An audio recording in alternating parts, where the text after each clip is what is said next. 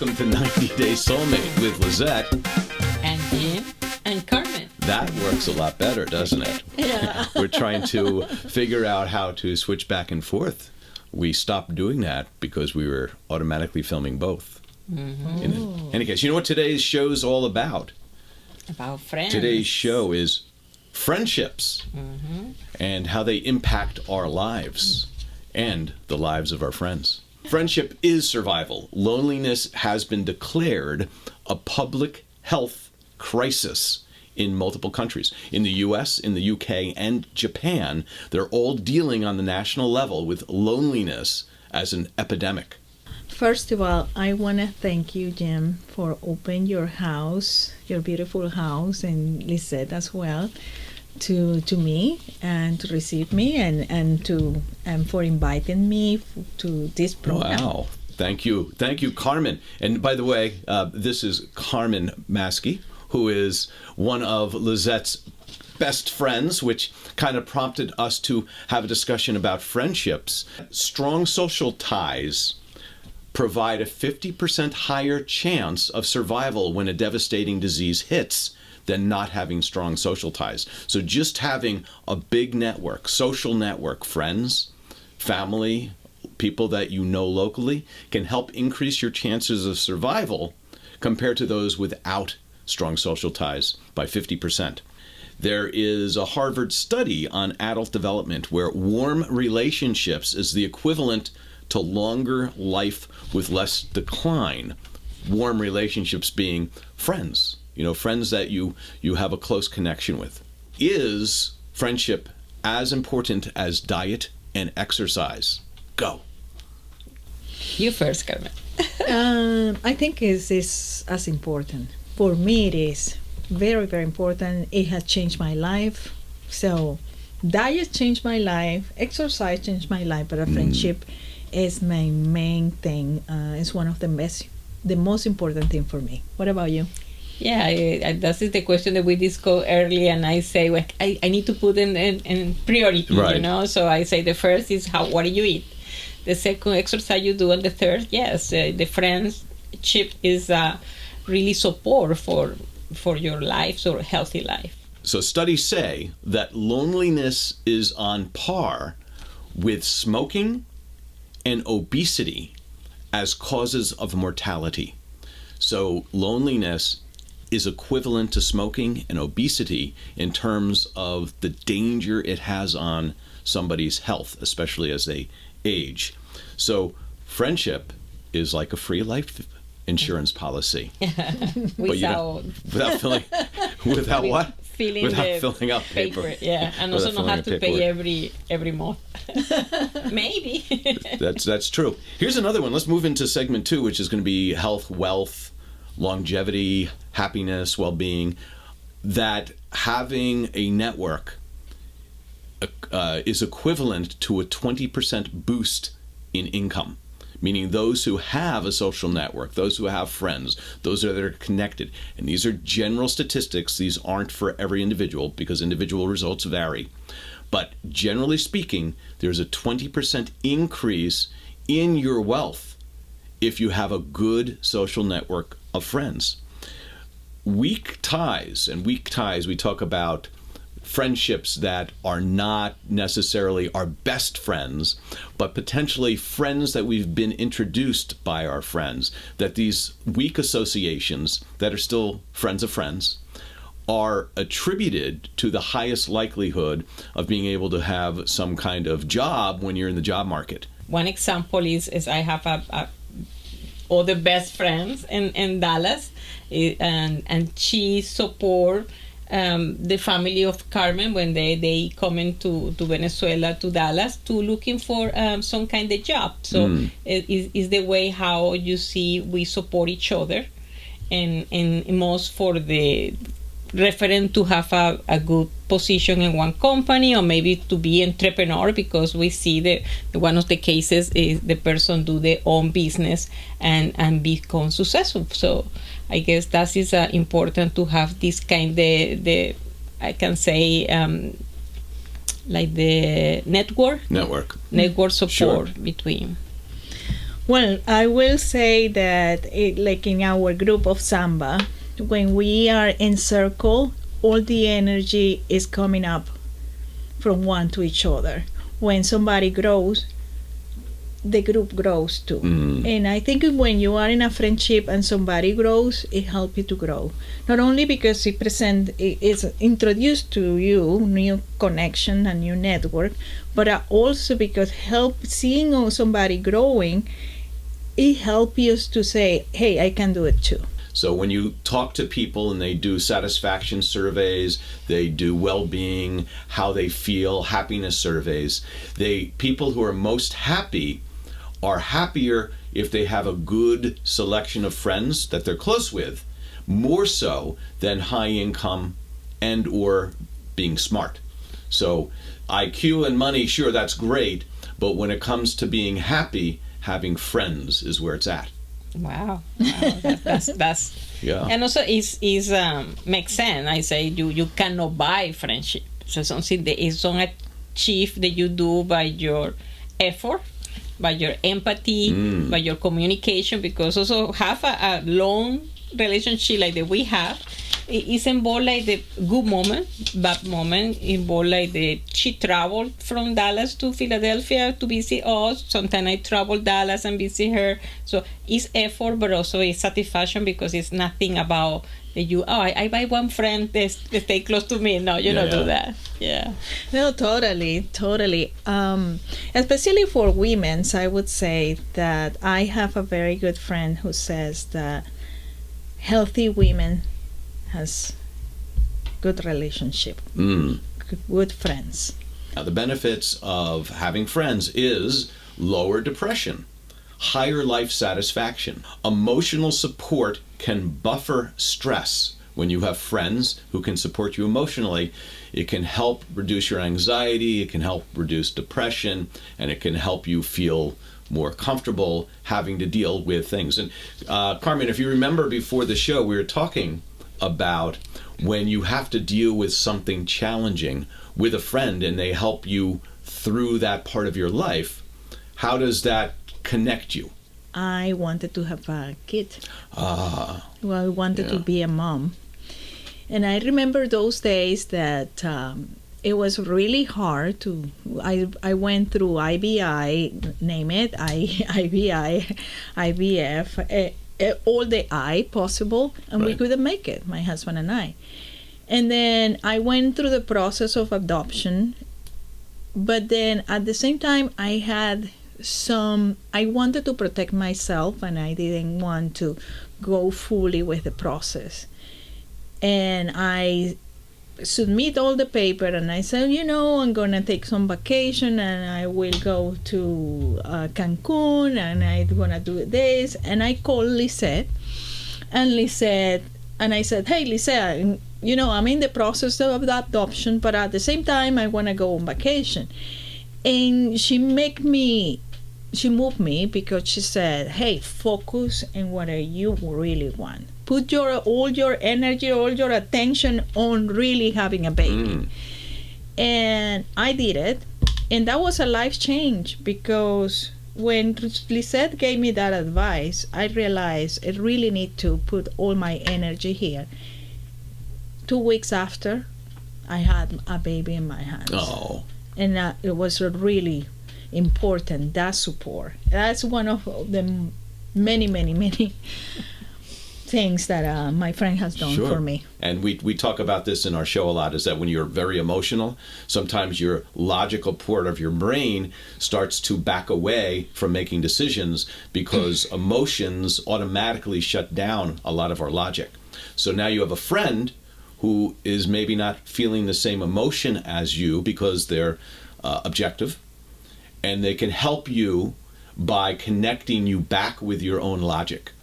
Because when you talk to your friend in a logical manner, yes, there's emotions involved, but when they talk you down from maybe a lot of stress, you now can think better, that you both think better together when you have a friend to discuss things with. Yeah, and also I remind me other experience with a stressful moment. And also you was involved in there in the moment that I start to looking for relationship. And then when I found you, and then we are in different, in this moment in one state, and you move into different state. And I say, Carmen, this relationship is gone because my potential soulmate, he live to other states. And she say, why you not go with him? She put a lot of questions in my mind. I say, oh my God, yes, I was shut down like always, or not something that she told me, that you always have some kind of excuse or some kind of relationship and different stuff for avoid and keep going single, because always a little detail. Why you not working and go with him? And now we are here. It's her fault. So I need to thank Carmen for this. Yeah, definitely. It's Carmen's fault, or Carmen's was the instigator. One of my best friends in her room had a big poster that it says, friendship is complicity. When you have a friend, you're part of their life. The good thing is, as you said, you are not living that, but you want the best for your friend. And being open and listen to your friend, and there is a lot of things that you win. Not only lose your stress, but also you learn about it. You learn about that person.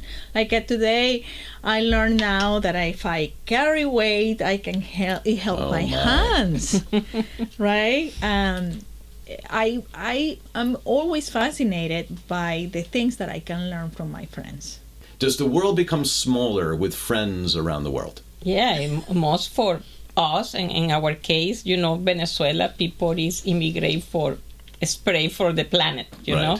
So I have friends in Spain, I have friends in London, and United States, and Colombia, Chile. So it's something like I say thank you for the technology that keep everybody connecting, and also for family and friendship that you can have some kind of video call. We also have a group. We are 5 girlfriends, and some is in UK, Spain, Texas, and New Jersey. But we have a group in WhatsApp, and minimum per week we share some good news, hello, how are you, pictures. So this is keeping this connection working. They say sometimes the person that's most different from you gives you the most ability to change. Your most profound change in behavior may come from a friend who's most different from you as you learn something. So as we learn how people are so open to just come on over, let's have dinner, let's talk, let's sit out in the open courtyard of the small town and chat for 3 hours after dinner, that you learn a behavior that changes you in a way that maybe you would never have changed if you didn't have that friend who was not like you. And it doesn't mean you become a bad person or a good person. It just means you can expand your experiences. Different views. No, different views. Whenever I travel to Canada, to the UK, to Spain, or to any other part of the world, I learn new things. There is changes with the culture. That is introducing you to new ways to eat, health, how you deal with your kid, how you deal with your partner, you know, and how you deal with all the relationships. And I think that is so important, because you gain all these cultural experiences out of seeing new words, new ways to do stuff. Simple things like how you fix your closet, how you dress with the same clothing, in a different ways. Simple things like that, because we in a state has a lot, in Dallas especially, we have a lot of space, a lot of room for everything. But other societies, you have small closets or small ways to live. And then you learn something, right? You do. So I want to go. You brought up partner, like your partner. So your husband, your wife, your friend, your close love, your love interest. Yeah. That there's a difference between having a partner as, quote, your best friend and having a best friend as your best friend. That your partner can be your friend, but there's some kind of your best friend can tell you something without having to suffer the consequences, right? So you may be able to be more honest with a best friend than you can be with your partner, because there's that relationship tension that may be there. So having a friendship with somebody who can be completely honest with you because they have no fear of what that may mean tonight or tomorrow or the next day, because they don't have to hear about it. They can be more completely honest with you, maybe, than with a partner. Yeah. I'm going to pass it to you, Dan. Yeah, no, I say the be really honest is like the other view that your friends say, hey, no use this teacher because you lose a little tie in your chest, for example, or use that. That is something that sometimes we not aware, and we appreciate that your friend told you some kind of honest view, and you have the flexibility to accept or agree the comment, Right, and it's something that I couldn't say to you. Yeah, never. You always say you are beautiful. Oh, it's beautiful. Yes, absolutely perfect. It's perfect. No, baby, you look stunning. That's how it works.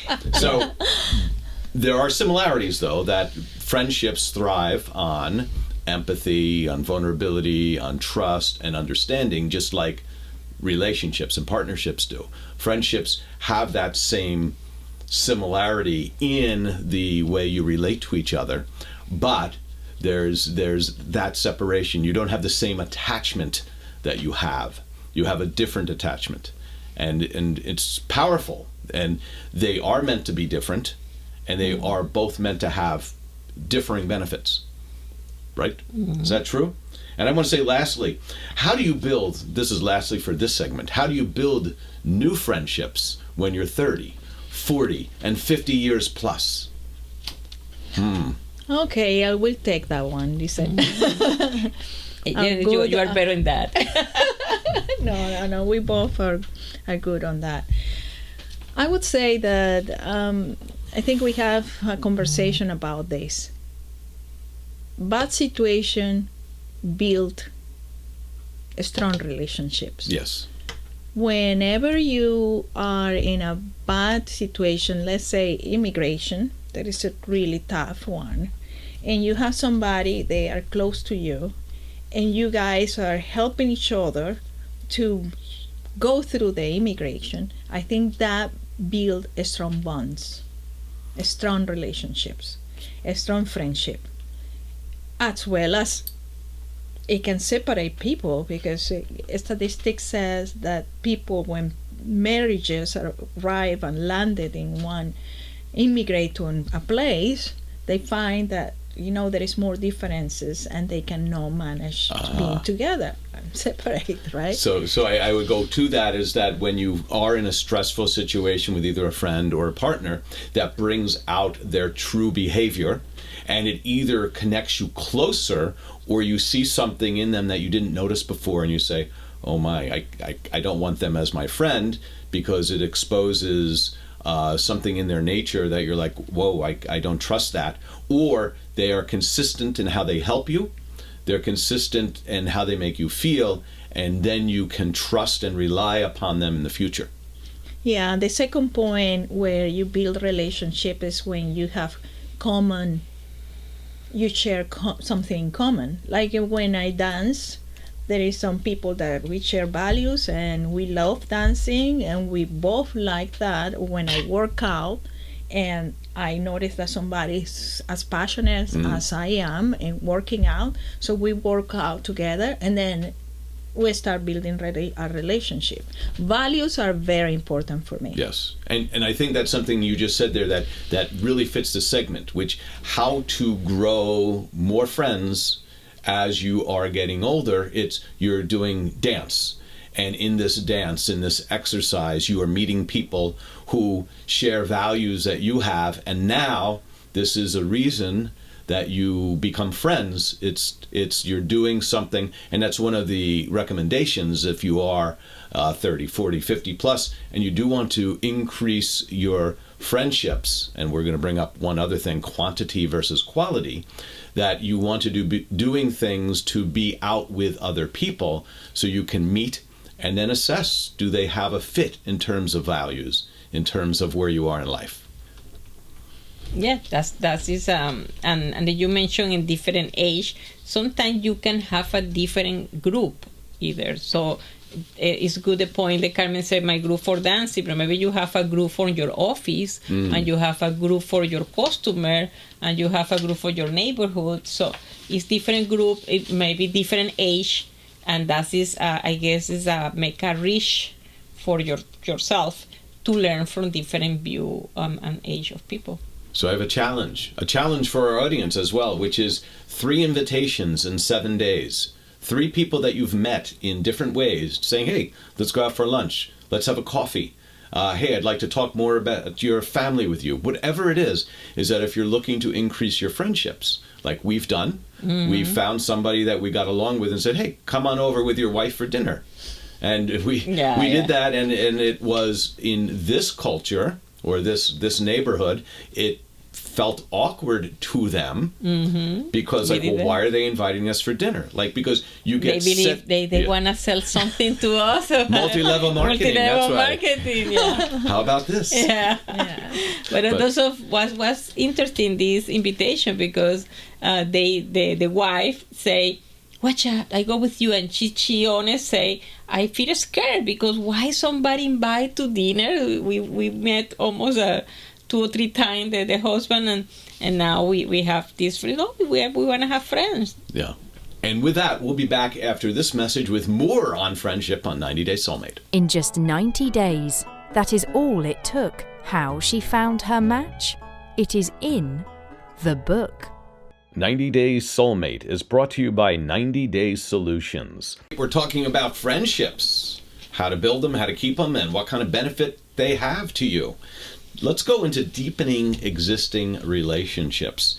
That there are certain things we can do to help deepen those relationships. Number 1 is respond really positively to good news. Don't just say, like, wow, that's great.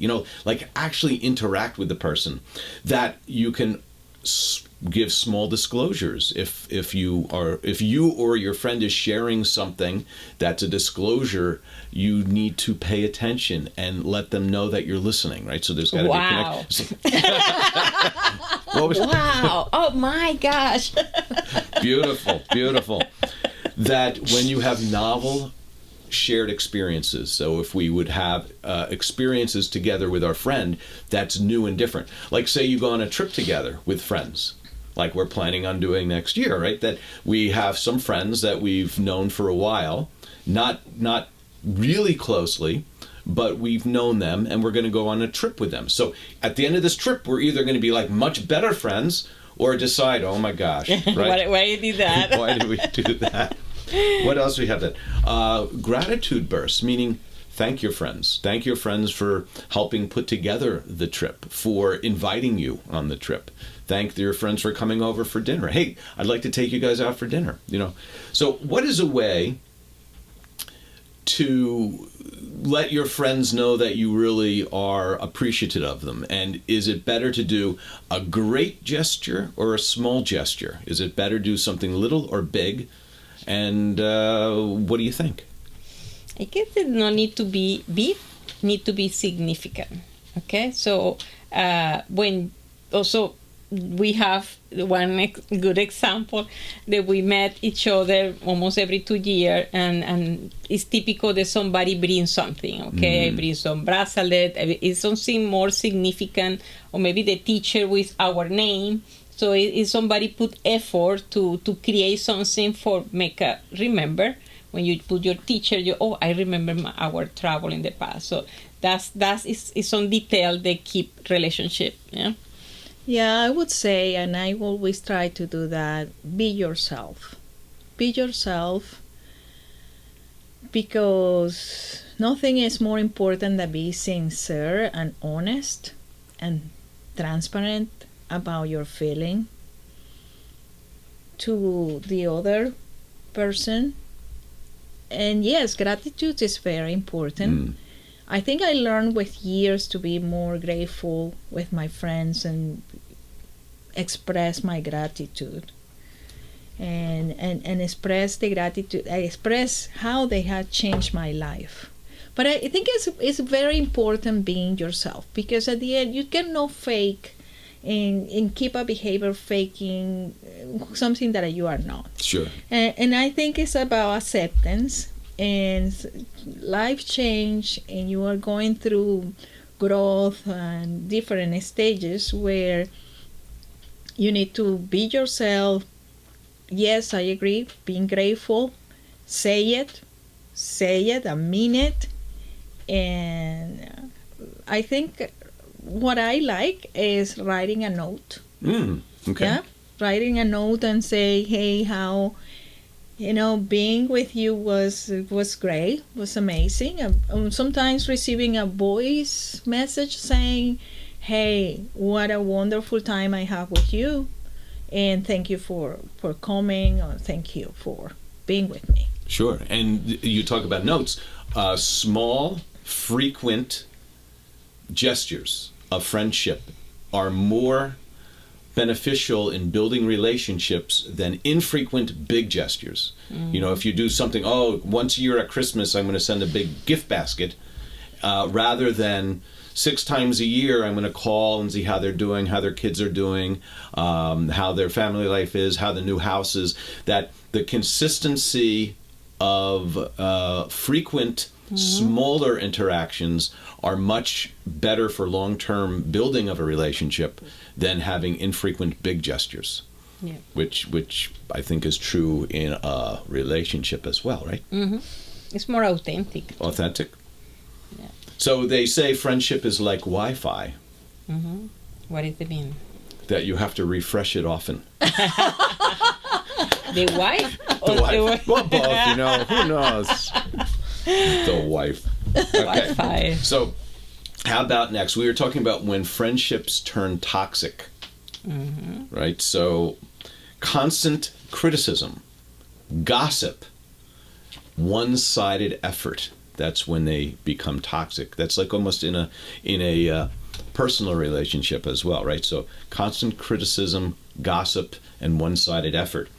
Chronic negativity can lead to poor health, meaning of the relationship, but can also lead to your poor health. If somebody is negative to you a lot and it's taking away instead of being supportive, which gives you all the benefits of a friendship, a toxic relationship is the same as doing the opposite. It is creating health problems. So you can look at the state of your friendships, and the more beneficial those friendships are, the more happy they are, the more at peace you are with your friends, and the more supportive they are, the better your health. And if you're having problems and arguments with a lot of your friends, then maybe there's something wrong with them. Maybe there's something wrong with you, because you need friends who support you, right? That you can support and not be in arguments with. Yeah, that is I can say it's almost like the law of attraction. So sometimes we attract what we are. So in the moment that you are internally a little no harmonized, you attract friends in the same way. It's sometimes the friend, this kind of toxicity is, you can grow up, or you can decide, you know what, that is not work for me, and you have the opportunity to change your address and not share. So you know what the problem is about ending a toxic relationship? Okay, what is you can't complain about them anymore. In my case, I run away whenever I have feelings, or this person is aggressive, or this person is too critical to me, or this relationship is not working. I just don't insist. Don't go there. You don't try to save the relationship. No, not You're at just all. like it's too much work. No, too much work, too bad for you, and I put myself first. Well, they said Toxic friends are like spoiled milk. Stop sniffing and just toss it. How about, well, we can skip that one because I don't, this next one segment was on cross-political and cross-social bonds. So like when you have somebody that you're friends with that may be on opposite sides of the aisle politically from you, it means the end of the day, it's you can agree to disagree on some things as long as you like the same tacos. So it was like if you have some things that you fit well with, you focus on the things you fit well with because you may never change the other person in these other ways. You have to decide, and you've talked about this, Lizette, in relationships, is you have to decide what's important and what you can live with. And then if you could decide you can live with it, stop bringing it up. Right? Don't make it the focus of your conversations if both of you are never going to change. But if you like the person otherwise, you know, you like climbing mountains with them, but you don't like talking about the religion or the governor of New Jersey. You don't do that. Exactly. So it's how you can also be aware and also understand the difference. So it's value also that you have somebody with different view of you, because you can learn. So if the people believe in opposite religion or a political opposite that you have, listen, not be in any kind of the emotional who is right or who is wrong, and move forward. Because the point is that I said that is the beautiful of the planet. Everybody's different, because if you figure out everybody's the same, you're so worried. So we're going to go into the next segment, which you talk about the connection, whether you have it or not, and what you should focus on, and what to ignore, and what to make important. Let's go into, how about the number? You have people that you meet on the internet, you know, a friend of a friend.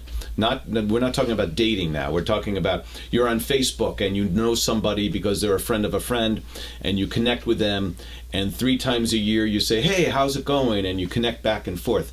They say that the number of ties you have may actually make you more lonely if there's no deep connection. That if you have shallow connections with people, you actually can end up being more lonely because you know people, you know them, but you're not really deeply connected. That deeply connected with the support, with the ability to communicate, the ability to help each other, that is where the loneliness goes away, because you feel like they're part of your team. Yeah, that is when we're talking about quantity versus quality, you know, because you can have your house with full of friends and a big party, and you can sit in the corner with your glass of drink and nobody talking with you, but you have a big party. There's a lot of people there, and you don't have no conversation, or maybe the conversation is so superficial, versus that you have 2 or 3 friends, and that's something that I always say in the show, and I remember that you remember Friday, my home in Venezuela. So it's nobody need to call or say. Sometimes we have 3 friends the Friday, maybe it's 2, maybe it's 5, but it's short group. They show up and looks like so natural the way that everybody drain what happened in the week, what happened in the office and with the husband or wife, and that is quality versus quantity. And also you can have a party with 1, with 2, with 3. You can have party with many people that you want, but the connection is important. It's important with a group. I think very early in life, a very good friend of us taught me that having the opportunity to open yourself and being vulnerable and share and go deep in a relationship, in a friendship, is give you that opportunity to go there and then share and then grow. And sometimes you don't have the time to go with 20 or 30 people, but sometimes it's 1 or 2 people, and it's fine. It's fine. So you brought up something about vulnerable, and we've brought this up before in relationships. What's very interesting is the similarities between relationships and friends. We may have brought this up earlier, but I'm going to bring it out again because it's very important. You also brought up values, like shared values. Shared values you only know you have shared values if you understand your friend. If you've spoken with them enough that you understand where they come from. Maybe you've gone through experiences together and you see how they react. But once you see that you have shared values, it's part of understanding. Once you understand somebody, you may feel that you have empathy for them because now you understand where they're coming from, the situations that are going on in their life. When you have that feeling to them and they see that you have empathy, they can trust you. And when they trust you and you trust them, then it comes to what you just said, vulnerability. Can you be vulnerable with them? Can you share with them? Exactly the same patterns, the same puzzle pieces that need to fit together in a relationship with a romantic partner are the same puzzle pieces with a friend. Again, understanding, empathy, vulnerability, and trust. And these are really, we are repeating these from show to show as we've learned more and more from studies, psychological studies. If we looked at family therapy, that these are the things that are introduced in therapy, in couples therapy, to help couples get closer together. So the same things apply in friendships. So thank you for bringing that up, Carmen. Thank you. How about friends, stress, not stress, but stress and health? I'm fumbling on words here. Friends, stress, and health. So negative exchanges with friends can lead to higher cortisol levels in your body, which of course deteriorate, add to stress, add to negative impacts of disease, that your body doesn't react as well when you're under stress. Betrayal from a friend can lead to chronic stress, like because you keep thinking about it. And when we think about things that aren't good in our lives, we can have a constant stress, which can lead to anxiety, which can lead to depression. So having bad friendships are worse than having no friendships at all.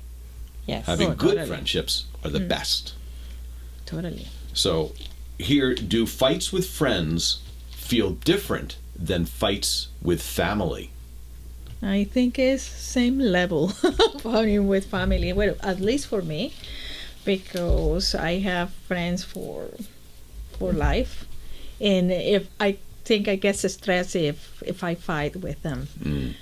But one thing, talking about health, we went through last year. One of our best friends went through cancer, and I think when you go with that, it can be stressful for you because you really want them to go through and you take it personal. But at the same time, help you to look at your life and say, okay, I have to improve myself. I have to improve my life. I have to eat better. I have to exercise. I have to work in myself, because seeing your best friend going through that impacts your life. Yes. I don't know. What is your opinion? So for me, it was, I told you early, so when we pass this situation, you see yourself. So it's because we believe that we are like the wish together, the group of the ladies. Yes. They have maybe grown the same abbey, they have almost the same kind of life, and you say, can be happen to me too. And then you start to reflect on what I do for prevent this is not happen to me too, and then my life too. So it's more focused on watch out what are you eating. We're talking about they not use more chemical in your nail. They reduce any kind of stuff for toxic your body. So that is something that you have some member of your friend they have the problem. You also grew up with this situation. And one thing that I want to mention is when you lose a friend, it's extremely, I think your level of cortisol are going to have to stop. We lost one friend that it was a friend for life, and it was one of the most difficult situations that I have lived. It's as difficult as losing a member of your family.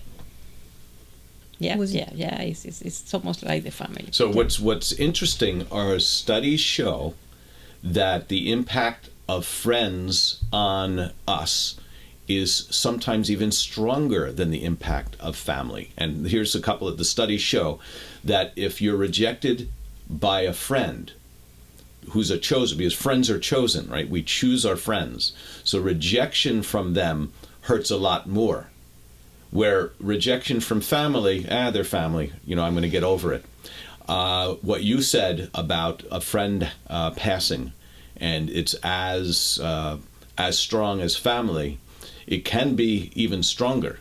Because you may be acquainted with somebody in your family, and maybe it's not close family, maybe it's a cousin or what have you, and you know they're your cousin, and you just never got along with them. So when something happens to them, you may feel sad, but it may be a completely different impact than a friend who you've grown up with, who you've chosen to stay in contact with, who you want to be connected with because you do share values, you share moments, you share times. And that can break you much more, because that is something that it's something you need to protect. And when you have no control over it because you can't protect it, that's when we can be devastated the most. Absolutely. How about friends, success, and money? Well, we've talked about that already, that having friends can help us with success and money, not just because our friends will give us money, but when we're having situations, they can talk us through. They may help us logically think of what to do next. They may have a connection for us, a friend of a friend, who may be able to help us find a job. And we discussed the ones that you guys brought up before about knowing somebody who knows somebody, and they help somebody. And this is interesting. I think you said this, and both of you said this, is that sometimes a friend of a friend becomes the better friend than the friend. Yes. We don't want to specifically call out friends on this, but we've had a friend that we grew up with, and that we met a friend of theirs, and then we're much more closely connected to them now at our time in life than maybe we would have been 30 years ago.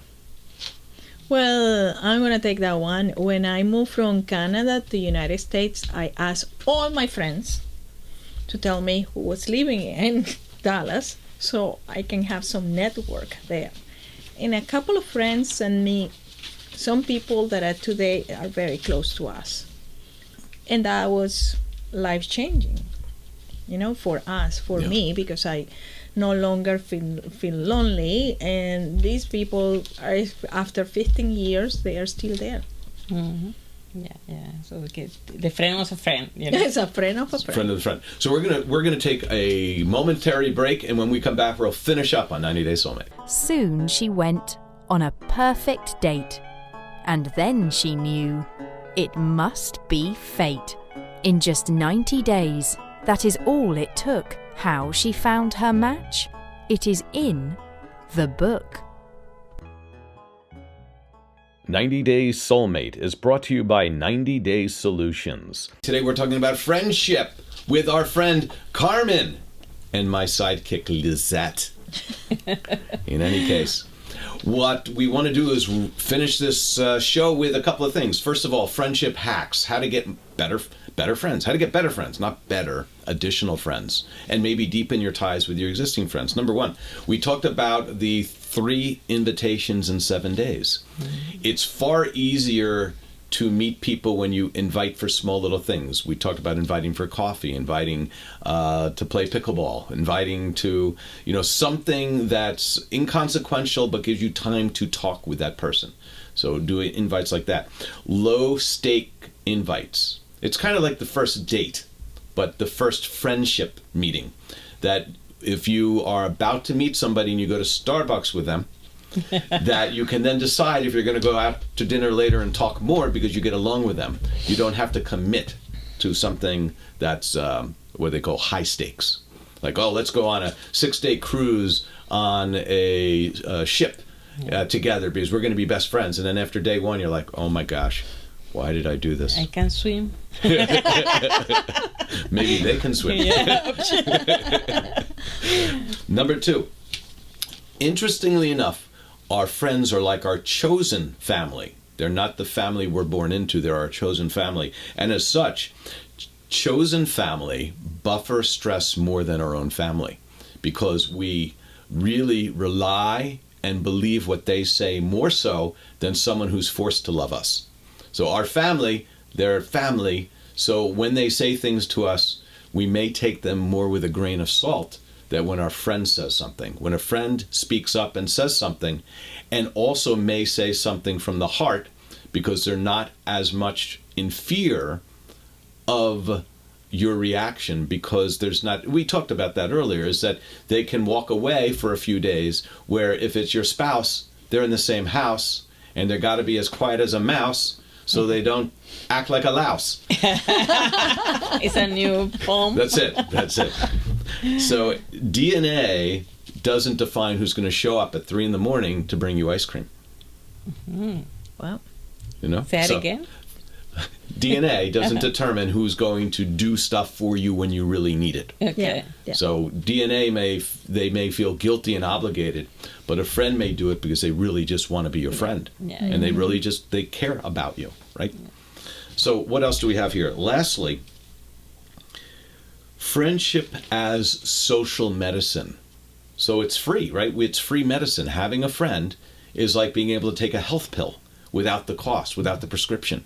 Mm-hmm. Having good, deep friendships lower our likelihood of mortality when disease hits. And So also remember, for therapy, many people say it's better to be in the group of friends talking versus go to the psychology, you know. can be. Yeah. It depends, because at least you have a knowledge of your friends. If you have good friends. It depends on the level of your craziness. Friendships do what? They equal longer life, increased happiness. That friendship acts as social vaccines, right? So your friendships may be a social vaccine against division and despair when you have things going on in your life.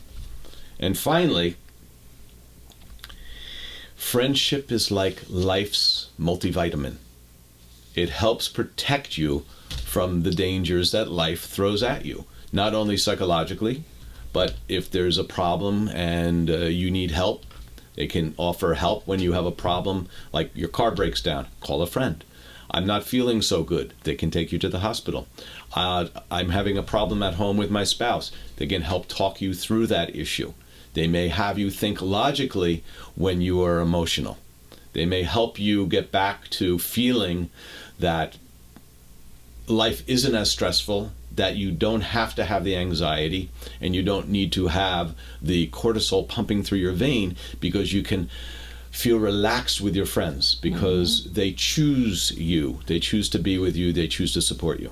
So let's finish off with just a thought on 15-second thoughts on friendship from our two esteemed co-hosts today, or tri-hosts. What do you even call it? Tri-hosts? I don't know. You don't know? Go ahead. No, go ahead. You go ahead. No, my Friends let the other go ahead first. That's how they... that is the first done. I guess the one of the important points is be transparent. So that is something that you can feel when you have a relationship with your friend.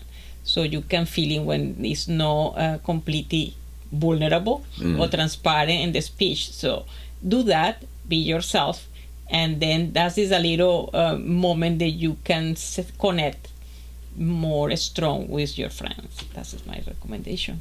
My other recommendation is something that I learned from Lisette. It doesn't matter if you are in another country or if you are very busy. Just call your friend, visit your friend, be in contact with your friend. Be understandable that everybody has a life, and sometimes time is difficult, but always contact your friend and keep the relationship. Be yourself. The relationship. So we'll end it with 3 invites in 7 days. Give it a try.